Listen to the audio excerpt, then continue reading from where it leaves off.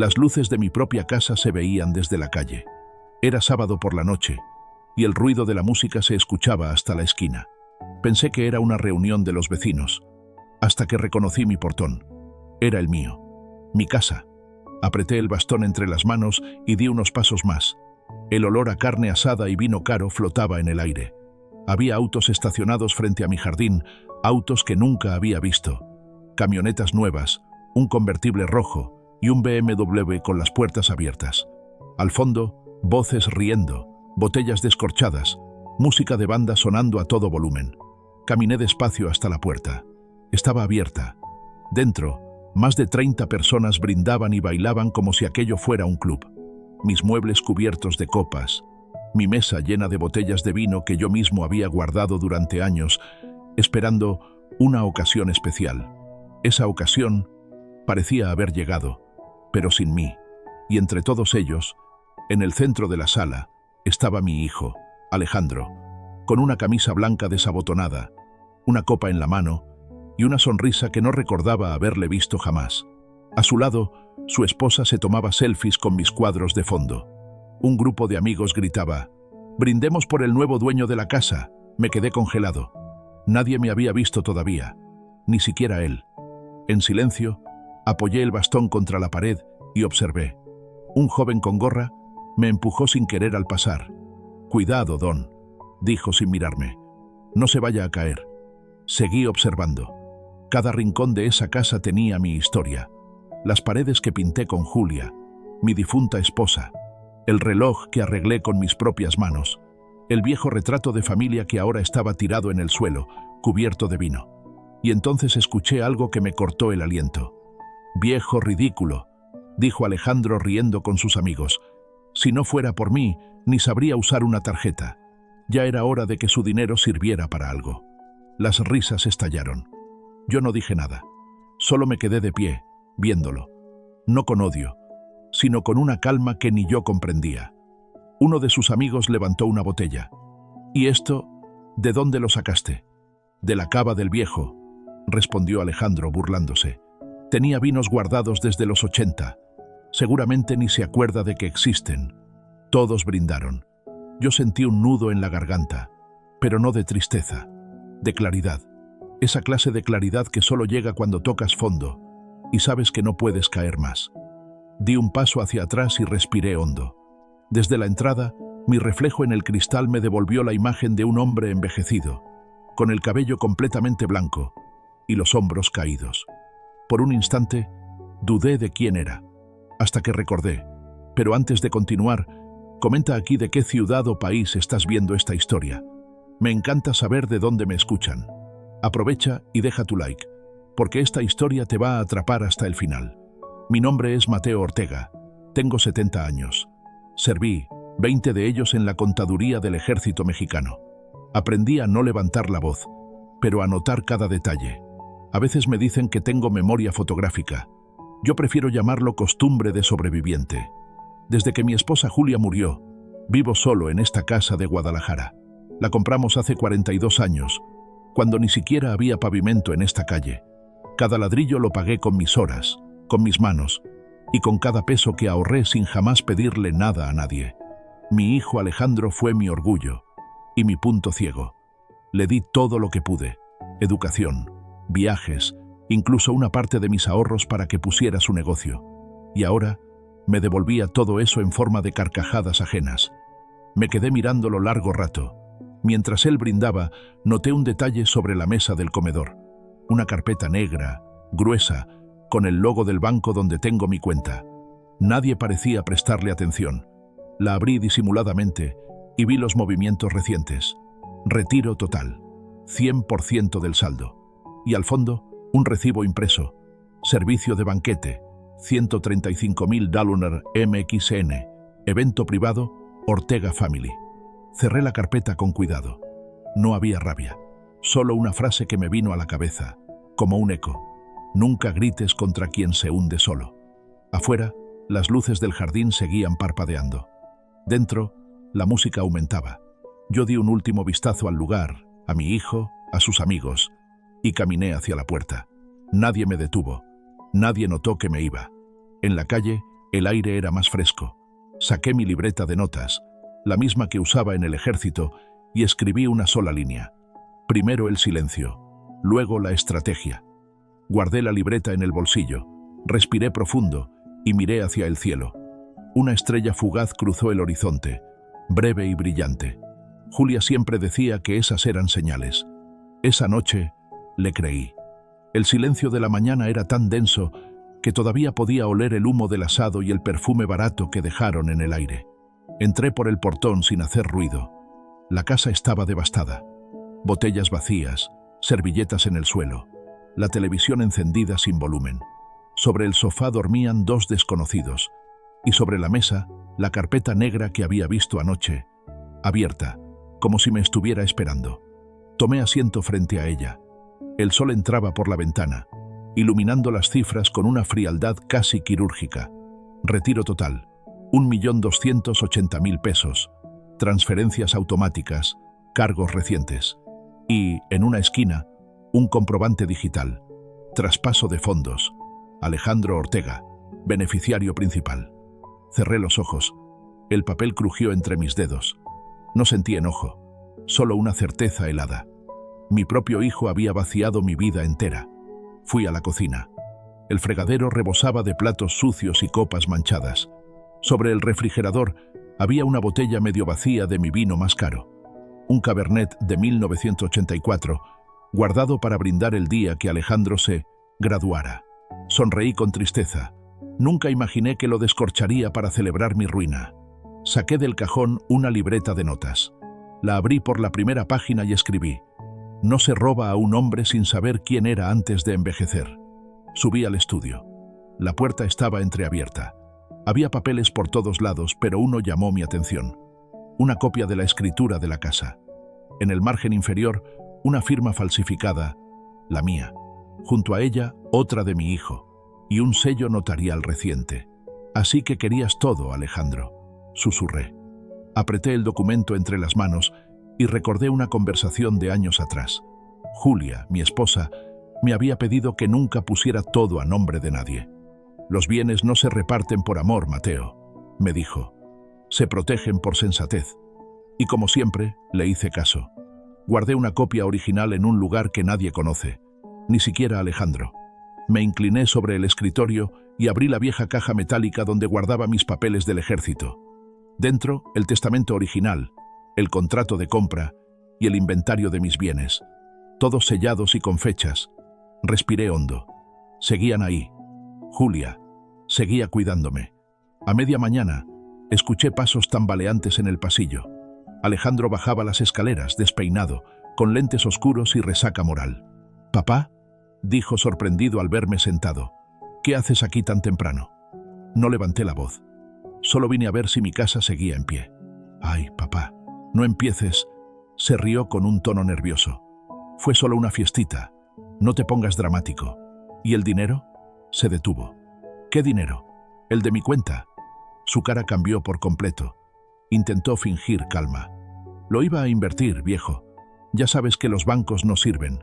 Tú mismo dijiste que el dinero debe moverse». «Sí», respondí, «pero no hacia ti». Guardé silencio unos segundos. Él me miraba con esa mezcla de soberbia y culpa que solo da el miedo a ser descubierto. Entonces, di el primer golpe invisible. «¿Recuerdas a la notaria Gómez, la que firmó mis papeles hace 20 años? ¿Qué tiene que ver? Ayer me llamó. Dice que tu firma es muy torpe. Vi cómo la sangre se le fue del rostro. No era cierto, claro. Pero en su expresión supe que había acertado. El primer error de un ladrón es creer que su víctima duerme». Alejandro intentó reír, pero su voz tembló. «Papá, estás confundido.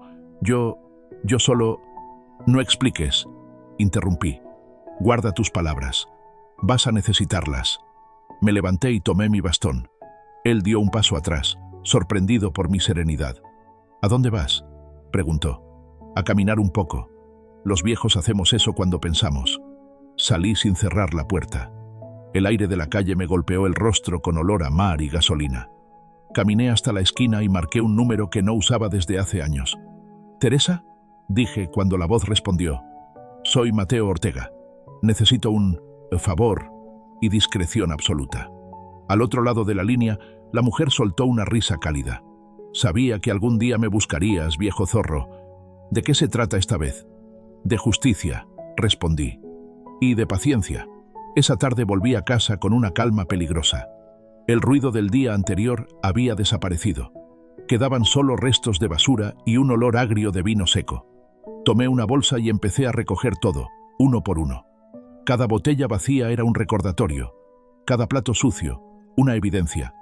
Las puse en el maletero del coche y conduje hasta el contenedor del puerto. Ahí, entre el ruido de las gaviotas, arrojé el último pedazo de mi ingenuidad. De regreso, pasé frente al banco donde trabajé medio siglo atrás. Sonreí al ver que todavía usaban el mismo logotipo azul. Entré, saludé al guardia y pedí hablar con el gerente. Cuando él me vio, su rostro se iluminó. «Don Mateo, qué honor verlo. ¿En qué puedo ayudarle?» «Quiero cerrar mis cuentas», dije con firmeza, «y abrir una nueva, a nombre de la Fundación Julia Ortega». El gerente parpadeó sorprendido. «¿Fundación? Para mujeres mayores y viudas del ejército. Es hora de devolver algo». Firmé los papeles. Mientras la tinta se secaba, pensé en Alejandro. No en castigo, sino en lección. Él aún no sabía que su caída había comenzado en el momento exacto en que me subestimó. Salí del banco y miré el reflejo del sol en las ventanas. El mundo seguía igual. Solo yo había cambiado, y eso, pensé, era suficiente por ahora. El teléfono volvió a sonar al día siguiente, justo cuando el reloj marcaba las 7 en punto. Era Teresa Álvarez, mi antigua colega en el departamento jurídico del ejército. Habían pasado casi 20 años desde la última vez que nos vimos, pero su voz seguía igual, firme, con ese acento del norte que nunca perdió. «Llegué a Guadalajara anoche», me dijo sin rodeos, «y ya revisé los papeles que me mandaste. Y tu hijo firmó con una notaria fantasma. El sello es de Tepic, pero el registro no existe. Es un fraude completo». «Lo imaginé», respondí. «Quería confirmarlo. Mateo, esto no es solo abuso familiar, es delito federal». Guardé silencio. Escuchar esas palabras era como volver a respirar después de mucho tiempo bajo el agua. Delito federal. Por fin, algo que no dependía del amor, sino de la ley. «¿Qué vas a hacer?», preguntó Teresa. «Nada, aún no». «¿Nada?» «Por ahora, solo observar». Ella rió suavemente. «Sigo sin entender cómo puedes ser tan frío, viejo. El ejército enseña a no disparar hasta tener la mira alineada», contesté. Esa tarde nos vimos en una cafetería discreta del centro. Teresa llegó con una carpeta gruesa y un café negro en la mano. Yo ya la esperaba con mi libreta abierta. «Aquí tienes todo lo que necesitas», me dijo, deslizándome documentos. «La firma de tu hijo, las fechas y la copia del retiro». «Perfecto. ¿Y las grabaciones?» «Eso lo dejamos en tus manos», respondió con una sonrisa cómplice. «En el ejército aprendí que los grandes movimientos siempre comienzan con actos pequeños. Así que empecé por lo más simple: escuchar». Volví a casa esa noche, fingiendo normalidad. Alejandro estaba en el patio, revisando su celular con cara de satisfacción. «Papá, estuve pensando», dijo. «Lo de la cuenta fue solo un préstamo. Te lo devolveré en cuanto me paguen un proyecto». «No te preocupes, hijo», le respondí con calma. «No tengo prisa». Lo vi relajarse, confiado. Ese era el problema de la gente que se cree intocable. No saben leer el silencio. Cuando subió a su habitación, tomé el pequeño grabador de voz que Teresa me había dejado y lo coloqué debajo del marco del televisor. Luego en la cocina puse otro, oculto dentro del frasco del café instantáneo. No era espionaje, era memoria. La memoria del que se niega a olvidar. 2 días después, mientras desayunábamos, escuché su voz al teléfono. «Sí, mamá. Ya te dije. Todo está arreglado. La casa está a mi nombre, y el viejo ni se entera». Pausa. Risa. «Claro, usa el dinero. Si pregunta algo, le digo que lo invertí». Apreté el bastón con fuerza, pero no hablé. Dejé que siguiera. Quería cada palabra grabada, cada mentira archivada. Cuando colgó, me miró y fingió amabilidad. «Papá, ¿quieres que te prepare algo?» «No, hijo. Ya me sirvieron», dije, sin mirar atrás. En mi mente, la voz de Teresa resonaba. «No hay peor enemigo que un hombre que sonríe mientras planea». Esa misma tarde fui al Banco Nacional de Jalisco. Allí trabajaba don Rubén, antiguo compañero mío, hoy subgerente. Era de esos hombres que no olvidan una cara ni una deuda moral. Mateo, ¿cuánto tiempo? Me abrazó al verme. ¿A qué debo el honor? Necesito saber si alguien intentó mover algo más a mi nombre, le dije. Revisó su pantalla por unos segundos y luego frunció el ceño. Sí, hace 3 días entró una solicitud para transferir tu cuenta de ahorros a una sociedad llamada Inmobiliaria Ortega y Asociados, pero el sistema la bloqueó por falta de tu firma digital. Perfecto, dije. ¿Quieres que la elimine? No, déjala ahí. Quiero que sigan pensando que el viejo no se entera de nada. Rubén me miró intrigado. Mateo, ¿estás preparando algo? Solo justicia, respondí. Antes de irme le pedí un favor. Cuando te llame, sin preguntas, solo imprime y certifica los movimientos de esta semana. Hecho. Esa noche, Teresa vino a cenar a casa. Preparamos café y pan dulce como en los viejos tiempos. Ella miró alrededor, observando las marcas del desorden que aún quedaban de la fiesta. ¿Sabes, Mateo?, dijo. Hay algo en ti que no cambió. Esa calma. Asusta. La calma es un arma, Teresa. ¿Y cuál es el siguiente paso? Esperar a que mi hijo se dispare en el pie. Ella soltó una risa seca. Y lo hará. Ya empezó. Saqué de mi bolsillo una hoja doblada. Era una lista. Nombres, fechas, montos, lugares. Encabezada con una frase escrita a mano. Todo lo que tomaron, lo devolverán multiplicado. Teresa la leyó sin hablar. Cuando levantó la vista, sus ojos brillaban con una mezcla de respeto y miedo. Prométeme algo, Mateo, dijo finalmente, que no te ensuciarás las manos. No necesito ensuciarlas, respondí con serenidad. Solo limpiar lo que es mío. A medianoche, mientras el barrio dormía, encendí la vieja lámpara del escritorio. Abrí una carpeta nueva en mi computadora y le puse nombre: Operación Silencio. Dentro guardé los audios, las copias certificadas del banco y una fotografía de Alejandro en la fiesta. La tomé desde la puerta, aquella noche. Él no lo sabía, pero su sonrisa de triunfo se había convertido en evidencia. Guardé todo en un disco externo y lo escondí en el cajón de Julia, junto a su medalla de la Virgen. Luego apagué la luz y me quedé observando la oscuridad. Por primera vez en mucho tiempo, no sentí tristeza, solo propósito. Y en silencio, murmuré para mí: no se trata de venganza, sino de enseñanza.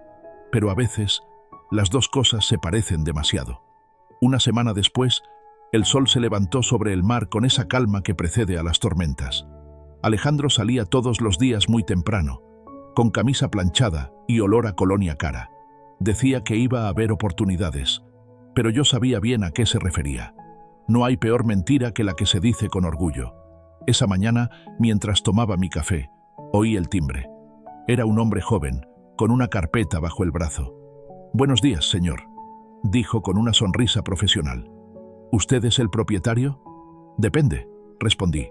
«¿De qué casa habla?» «De esta, por supuesto. Su hijo me contrató. Soy agente inmobiliario». Silencio. Un silencio tan largo que el muchacho se puso incómodo. Dijo: «¿Su hijo?», pregunté finalmente. «Sí, señor. Me pidió venir a tomar fotos para el anuncio. Dice que necesitan vender rápido por motivos familiares». Sonreí apenas. «¿Motivos familiares?», murmuré. «Sí, muy familiares». Le pedí que esperara un momento y fui por una carpeta. La abrí frente a él, mostrando un documento con sellos y mi nombre en letras grandes. Mateo Ortega, propietario único. El joven se quedó helado. «Ah, parece que hubo un malentendido», balbuceó. «No se preocupe, muchacho. No es culpa tuya. Pero hazme un favor. Dile a mi hijo que la próxima vez avise al dueño antes de vender su casa». El muchacho asintió, rojo como un tomate, y se marchó casi corriendo. Yo cerré la puerta con cuidado. La primera ficha del dominó había caído. Por la tarde llamé a Teresa. «El pez mordió el anzuelo», le dije. «Perfecto», respondió. «Ya tengo el contacto del notario que falsificó la firma. Es un tipo torpe y le debemos una visita». «¿Personal o legal?» «Ambas. Nos encontramos esa misma noche en su oficina, una pequeña construcción cerca del malecón». Teresa llevaba una carpeta azul y una sonrisa que no presagiaba nada bueno. El notario aceptó hablar. Me dijo: a cambio de inmunidad, quiere declarar que tu hijo le pagó en efectivo para falsificar la escritura. ¿Cuánto pidió? Nada. Solo quiere desaparecer antes de que lo hundan con él. Abrí mi libreta y anoté: testimonio asegurado. Primer flanco cerrado. El plan avanzaba sin prisa, pero con precisión. Mientras tanto, Alejandro seguía en su mundo de fantasía. Por las noches organizaba pequeñas reuniones con amigos, como si la vida le sonriera. Lo observaba desde el ventanal del estudio. La misma sonrisa, la misma arrogancia, pero ahora con un toque de miedo escondido en los ojos. Algo intuía. Una noche me abordó en el pasillo. «Papá», dijo con una mezcla de nervios y soberbia, «hay algo que debo explicarte. Escucho. La casa la puse a mi nombre para evitar que el banco te la quite si pasa algo. Ya sabes, por tu edad». «¿Qué detalle?», respondí sin emoción. «Pero no te preocupes, hijo. Nada me va a pasar». Lo vi tragar saliva. Sabía que algo había cambiado en mí. No era el mismo viejo callado de antes. Era el silencio antes del trueno. Días después me reuní con Rubén en el banco. Traía un sobre sellado. «Aquí tienes todo, Mateo», me dijo.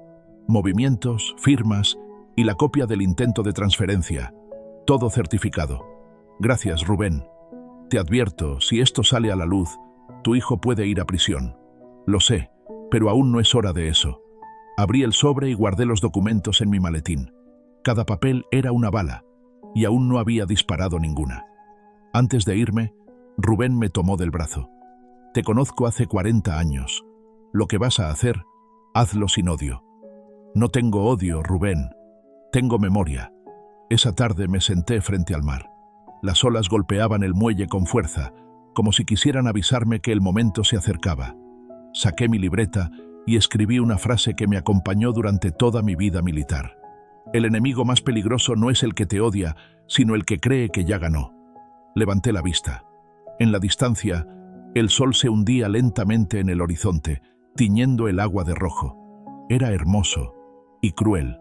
Pensé en Julia, en cómo habría manejado todo esto. Ella siempre decía: «Los hijos deben aprender que el respeto no se hereda, se cultiva». Asentí para mí mismo. Estaba listo para enseñar.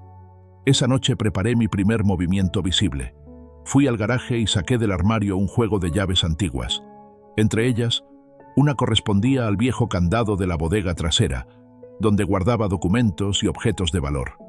Pinté el candado de negro, lo coloqué en la puerta principal y cambié discretamente el sistema de cerraduras. A la mañana siguiente, Alejandro intentó entrar y el portón no se abrió. «¿Qué pasa aquí?», gritó desde afuera. «Papá, abre la puerta». Lo miré por la ventana sin responder. Golpeó más fuerte. «Papá, no bromees». Bajé lentamente, abrí apenas una rendija y le dije con voz tranquila: «No bromearía con un ladrón, hijo». Su rostro se transformó. «¿De qué hablas?».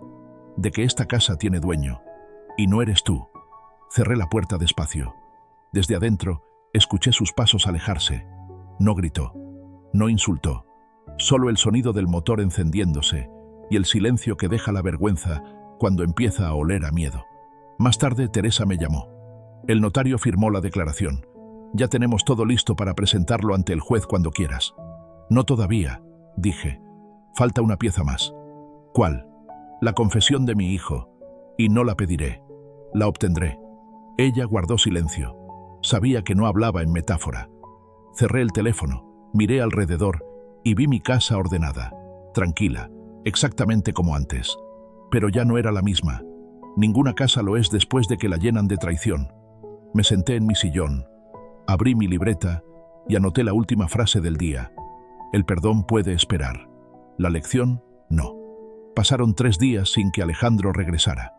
El silencio era un lujo que disfruté como hacía años no lo hacía. El mar al amanecer, el olor del café recién hecho, los pasos lentos por el pasillo de madera.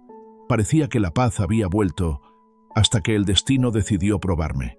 Esa tarde, mientras revisaba unos papeles en el estudio, escuché el sonido de un motor. Una camioneta negra se detuvo frente al portón.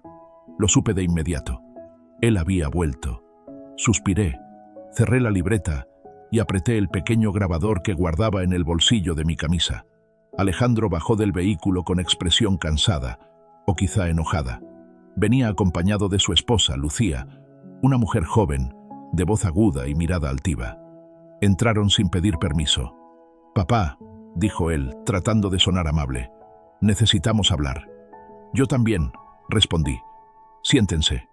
Lucía fue directa. «No queremos problemas, don Mateo, pero tiene que entender que Alejandro solo intentó ayudarlo. Usted no puede seguir administrando solo su dinero». Sonreí con calma. «¿Ayudarme? ¿Vaciando mi cuenta, falsificando mi firma y tratando de vender mi casa?» El color se le fue del rostro. «Eso es una acusación muy seria», balbuceó. «No es acusación», interrumpí. «Es un hecho, y tengo pruebas».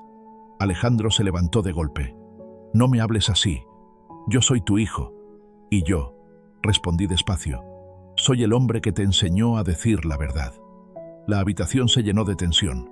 Lucía lo tomó del brazo, pero él se soltó con brusquedad. «Tú no entiendes, viejo», gruñó. «Todo lo que tienes algún día será mío. Solo me adelanté al futuro». Ese fue el momento exacto. Mientras hablaba, mi mano acariciaba el borde del escritorio donde, entre dos libros, un pequeño grabador rojo parpadeaba en mi no mención son. Silencio. «¿Te adelantaste al futuro?», repetí con voz serena. «Entonces tu futuro llegó demasiado pronto». Esa noche, después de que se fueron, escuché la grabación completa. Cada palabra era más clara que la anterior. Su tono, su arrogancia, su confesión explícita. No era solo evidencia, era su sentencia moral. Marqué el número de Teresa. «Lo tengo», le dije. «¿Seguro?» «Tan claro como el mar esta noche». «Entonces el juego cambió, Mateo. Ahora podemos actuar». «Aún no. Falta que entienda por qué perdió». Teresa suspiró al otro lado del teléfono. «Te conozco. No vas a dormir hasta que veas su cara cuando caiga». «No es venganza, Teresa», respondí. «Es educación tardía». A la mañana siguiente, fingí normalidad. Fui al mercado, saludé a los vecinos, compré pan fresco y vino. Sabía que Alejandro volvería. Los hombres como él siempre regresan, no por amor, sino por control. Y tenía razón. A las 6 de la tarde, su auto se estacionó frente a la casa otra vez. Esta vez venía solo. «¿Puedo pasar?», preguntó desde la puerta con un tono de hijo arrepentido. «Claro», respondí, sirviendo 2 copas de vino. «Siéntate». El sol bajaba detrás de las cortinas, tiñendo la sala de un color ámbar. Era el mismo vino que guardé el día que él nació, el mismo que había robado durante la fiesta. Le serví una copa y levanté la mía. «Por los hombres que aprenden tarde», dije. «¿Qué?»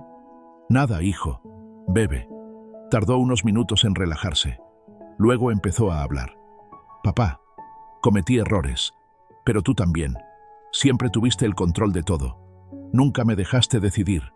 Yo solo quería demostrarte que también puedo manejar dinero». «Lo lograste», contesté con ironía. «Lo manejaste tan bien que desapareció». «No te burles», gritó, golpeando la mesa. «No sabes lo que es vivir a tu sombra». Dejé la copa sobre la mesa con suavidad. «Alejandro, te di todo. Educación, techo, respeto. Lo único que tenías que conservar era tu nombre. Y lo ensuciaste por codicia». Él se levantó, furioso, caminando de un lado a otro. «Ese dinero también era mío. La casa era mía. Todo era mío». Cada palabra quedaba registrada en el pequeño grabador escondido bajo el mantel. «¿De verdad crees eso?», pregunté. «Sí, y no me importa lo que digas. Voy a vender esa casa y punto». «Entonces brinda por eso, hijo», dije, alzando la copa, «porque después de esta noche, todo lo que digas será tu herencia». Bebió sin entender. Yo lo observé en silencio. El viento movía las cortinas y el mar rugía a lo lejos, como si supiera que acababa de sellarse un destino. Cuando se fue, apagué el grabador y lo guardé en la misma caja metálica donde antes descansaban mis medallas. En su lugar, puse una nota escrita a mano. A veces, los hijos heredan el nombre, pero no la dignidad. Yo elegí conservar la mía. Esa madrugada, imprimí la transcripción completa de la grabación y la entregué personalmente a Teresa. Ella la leyó sin pestañear. «Esto es suficiente para destruirlo». «No quiero destruirlo», dije. «Quiero que aprenda el precio de olvidar quién lo crió». ¿Y cómo harás eso?, preguntó. Mañana entenderá, a su manera. A la mañana siguiente, cuando Alejandro despertó, todos sus accesos bancarios estaban bloqueados. Su nombre había sido eliminado de los registros de la propiedad y sus contactos empresariales recibieron una notificación. Alejandro Ortega ha sido suspendido por investigación fiscal. Mientras tanto, en mi mesa del desayuno, serví el mismo vino de anoche y sonreí con calma. El plan había funcionado. Y apenas comenzaba. Miré por la ventana, donde el sol se alzaba sobre el mar como un juez implacable. Pensé en Julia y en su voz diciendo: «La justicia no grita, hijo. Llega callada, pero llega». Tomé un sorbo y murmuré: «Entonces que llegue, Julia, que llegue». El teléfono de la casa no paró de sonar durante toda la mañana. Yo sabía que era él. Primero llamaba con calma, luego con desesperación, finalmente con miedo. A la cuarta llamada contesté. «Papá, tienes que ayudarme», gritó Alejandro. «Bloquearon mis cuentas, congelaron mis tarjetas y la empresa me suspendió». «¿Y yo qué puedo hacer, hijo?», pregunté con voz tranquila. «No te hagas. Tú estás detrás de esto. Tú y esa abogada maldita». «Yo solo soy un viejo que toma café frente al mar», respondí. «Quizá deberías revisar tus propios actos antes de culpar a los demás». Y colgué. El silencio que siguió fue delicioso. No el silencio vacío del abandono, sino el silencio lleno de significado. El mismo que precede al despertar de quien dormía creyendo tener el control. 2 días después, la noticia corrió como fuego en un bosque seco. Empresario local investigado por fraude y falsificación de documentos. El rostro de Alejandro apareció en la portada de los periódicos digitales de Guadalajara. Lucía, su esposa, borró sus redes sociales. Y los amigos que antes llenaban su casa de risas, desaparecieron sin dejar rastro. Teresa me llamó esa tarde. Todo salió como esperábamos. El notario declaró oficialmente, y Rubén confirmó la transferencia ilegal. «Gracias, Teresa», respondí. «¿Y tú cómo te sientes?». «En paz». «No, Mateo», dijo ella suavemente. «No estás en paz todavía. Tienes razón. Aún falta que entienda lo que realmente perdió. Esa noche, el mar rugía más fuerte que nunca. Abrí las ventanas y dejé que el viento entrara con olor a sal y lluvia. Tomé la vieja fotografía de Julia, aquella donde sonreía frente a la misma casa de playa, recién comprada. «Un refugio para cuando seamos viejos», me había dicho. Cerré los ojos, recordando su voz, y entonces supe que la justicia no era para mí, era para ella. A la mañana siguiente, escuché pasos apresurados en la entrada. Era Alejandro. Tenía la camisa arrugada, los ojos hinchados y un miedo nuevo, casi infantil. «Papá, necesito hablar contigo», dijo, sin atreverse a mirarme. «Habla. Me investigan. Dicen que usé tus fondos para lavar dinero. Eso es mentira». «¿Mentira?», repetí, sirviendo café. «Qué palabra tan pesada para quien vive de engaños». Se sentó frente a mí, derrotado. «Papá, por favor, diles que fue un malentendido, que tú me diste permiso. ¿Y sería eso verdad?». «No, pero si no lo haces, me arruinarán». Lo miré largo rato. Por primera vez en muchos años, vi al niño que alguna vez fui capaz de amar sin reservas. Pero ese niño ya no existía. Solo quedaba un hombre que no conocía la palabra humildad. «Alejandro», dije despacio, «yo no tengo poder sobre tu destino. Solo la verdad lo tiene. Y tú la perdiste el día que me robaste sin temer al espejo». Él bajó la mirada. «Papá, no quería hacerte daño. El daño no está en el robo, hijo. Está en la risa con la que lo hiciste». En ese momento, llamaron a la puerta. Era Rubén, con un sobre en la mano. «Mateo, te pedí firmar aquí. Es la transferencia de la casa, oficialmente de vuelta a tu nombre». Alejandro se levantó como si lo hubieran electrocutado. «No puedes hacer eso. Es ilegal». Rubén lo miró con calma. «Más ilegal fue falsificar la primera escritura, joven». Alejandro retrocedió, tambaleando. Su rostro palideció mientras Rubén me entregaba las llaves. El sonido metálico fue como un disparo en el aire. Seco, definitivo. «Gracias, Rubén», dije. «A tus órdenes, viejo amigo», respondió él, saliendo con discreción. Cuando quedamos solos, el silencio volvió. Alejandro miró las llaves sobre la mesa. «¿Por qué hiciste esto, papá?». «Porque creí que todavía podía salvarte». ¿Y crees que esto me salvará? No, Alejandro. Pero quizás te despierte. Salió sin decir una palabra. El portazo retumbó en la casa como un eco del pasado. Me quedé observando las llaves, brillando bajo la luz del atardecer. Eran las mismas que una vez le di con orgullo, cuando pensé que estaba listo para tener su propio hogar. Ahora volvían a mí, pesadas, frías, justas. Por la noche, Teresa me llamó. ¿Lo viste? Sí, se fue. ¿Crees que te odie?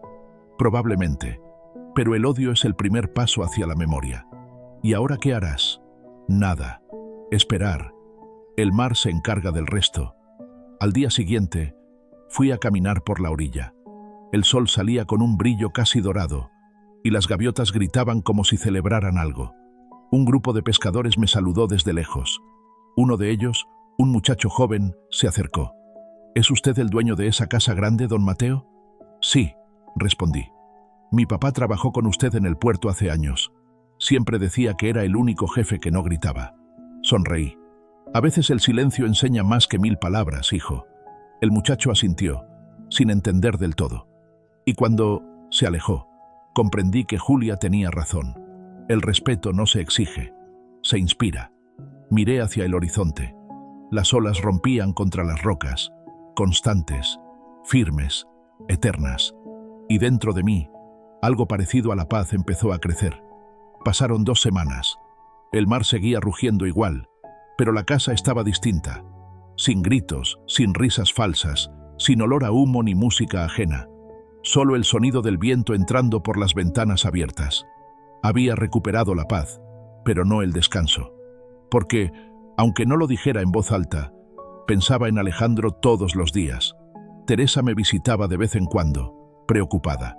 No puedes cargar con todo, Mateo, me decía. Lo que hiciste fue justicia, no crueldad. La justicia sin compasión también es crueldad, respondía. ¿Planeas hacer algo más? Sí, pero no contra él, sino por él. Ella frunció el ceño. ¿Por él? A veces hay que dejar que un hombre caiga para que aprenda a levantarse, pero alguien debe tenderle la mano cuando toque el fondo. ¿Y cómo sabrás cuándo llega ese momento? Lo sabré. El silencio siempre me avisa.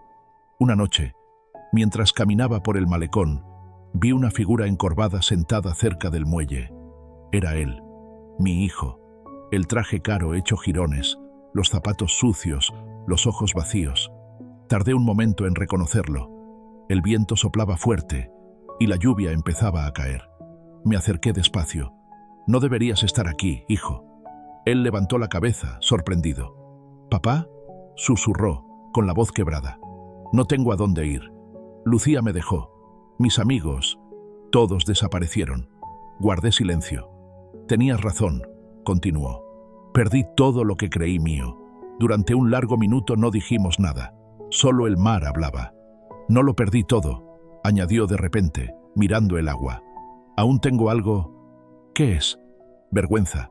Esa palabra tan pequeña fue como una chispa en la oscuridad. Vi en sus ojos el reflejo del hombre que algún día soñé que sería. No el exitoso ni el arrogante, sino el humano, el vulnerable, el que al fin entendía. Saqué de mi bolsillo un sobre. «Toma esto», le dije. Lo miró con recelo. «¿Qué es?» «El documento que te devuelve tu nombre limpio». La abogada ya retiró los cargos. Abrió el sobre con manos temblorosas. «¿Por qué haces esto, papá? Después de todo lo que te hice...»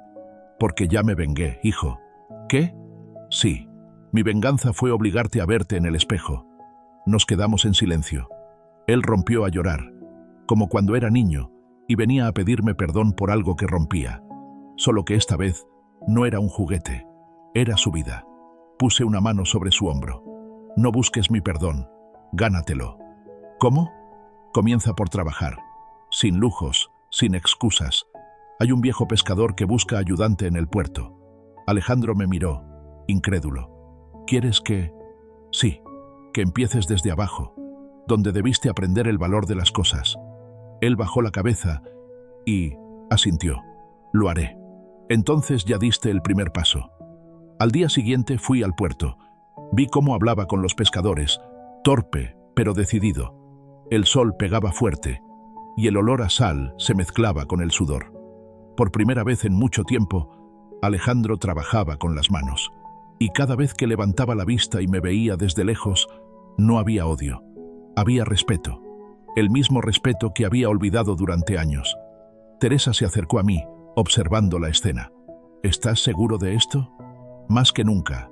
Podrías haberlo destruido, Mateo. Lo sé. Pero un padre no destruye. Corrige. Ella sonrió con tristeza. Eres un hombre extraño. No, solo un hombre cansado de la soberbia. Esa tarde, mientras el sol caía sobre el mar, me senté frente a la casa. La brisa movía las cortinas y el olor del café recién hecho llenaba el aire. Abrí mi libreta y escribí la última frase del día. La verdadera victoria no está en ver caer al traidor, sino en verlo aprender a caminar con las rodillas raspadas. Cerré la libreta y miré el horizonte. Las gaviotas volaban en círculo, libres, ligeras, como si supieran que todo había terminado. Y en voz baja, casi como una oración, dije: Julia, ya puede descansar. Nuestro hijo, por fin, está aprendiendo a ser hombre. El mar respondió con un murmullo suave, el mismo sonido que escuché el día que ella murió. Y supe que, por fin, todo estaba en paz. Habían pasado 3 meses desde aquella noche en el muelle. El pueblo, pequeño y tranquilo, había vuelto a su ritmo habitual. El sonido de los barcos al amanecer, los perros ladrando en la calle y las campanas de la iglesia marcando las 6. Alejandro seguía trabajando con los pescadores. Sus manos, antes suaves y cuidadas, estaban llenas de cicatrices. Pero lo que más me sorprendía era su mirada. Ya no tenía la arrogancia de un empresario, sino la calma de un hombre que, por fin, había comprendido lo esencial. A veces lo veía pasar por el malecón con un balde de agua salada, saludando a los vecinos que antes ignoraba. Otros días, lo encontraba en el mercado comprando pan, ayudando a los viejos que cargaban sus canastas. Nadie lo reconocía como el hombre que había perdido todo. Y quizás eso era lo mejor que podía pasarle. Una mañana, mientras revisaba mis papeles, Teresa llegó con un sobre sellado. ¿Otra sorpresa, Mateo?, preguntó dejando su bolso sobre la mesa. El mar nunca deja de traer cosas nuevas, dije sonriendo. Ella abrió el sobre y leyó en silencio. Luego me miró, confundida. ¿Quieres incluirlo como beneficiario otra vez? Asentí. Sí, quiero que Alejandro vuelva a tener su parte, pero no de la casa. Entonces, del valor del trabajo. Ella frunció el ceño. No entiendo. He creado una fundación, Teresa. Manos del Mar. Será un programa para jóvenes pescadores y trabajadores del puerto. Y Alejandro será el primero en dirigirla, cuando esté listo. ¿Y tú crees que lo estará? No lo creo. Lo sé. Esa tarde lo busqué en el muelle. El sol se hundía en el horizonte, tiñendo el cielo de naranja y cobre. Los hombres recogían las redes, riendo, cansados, satisfechos. Lo vi sentado sobre una roca, mirando el mar con los pies descalzos. Me acerqué con paso lento. «Buenas manos, hijo», dije. «Ya no parecen las de un ladrón». Él sonrió con humildad.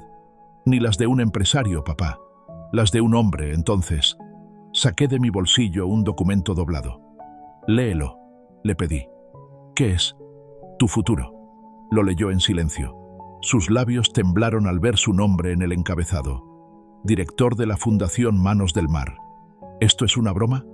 No. Es mi herencia, pero no de dinero. No entiendo. Toda mi vida trabajé para construir paredes y casas. Tú trabajarás para construir personas. Él se quedó en silencio, con los ojos humedecidos. No merezco esto, papá. Por fin dices algo cierto. Respondí con una media sonrisa. Pero el mérito no se hereda, se gana. Y estás empezando a ganártelo. Nos quedamos mirando el mar durante un largo rato. Las olas rompían suavemente, y las gaviotas sobrevolaban como si celebraran una tregua. Entonces, Alejandro habló con voz baja. «Papá, ¿alguna vez vas a perdonarme?» «Ya lo hice», dije, «el día que te vi con las manos sucias de trabajo». «¿Y tú? ¿Te perdonas por haberme dejado caer?» Esa pregunta me atravesó el alma. Me quedé mirando el horizonte y respondí: «Los padres no se perdonan, hijo. Se resignan a que el amor también duele». Él bajó la mirada, tocando el papel que aún sostenía entre los dedos. «Gracias por no rendirte conmigo». «Nunca me rendí», dije. Solo esperé a que volvieras caminando.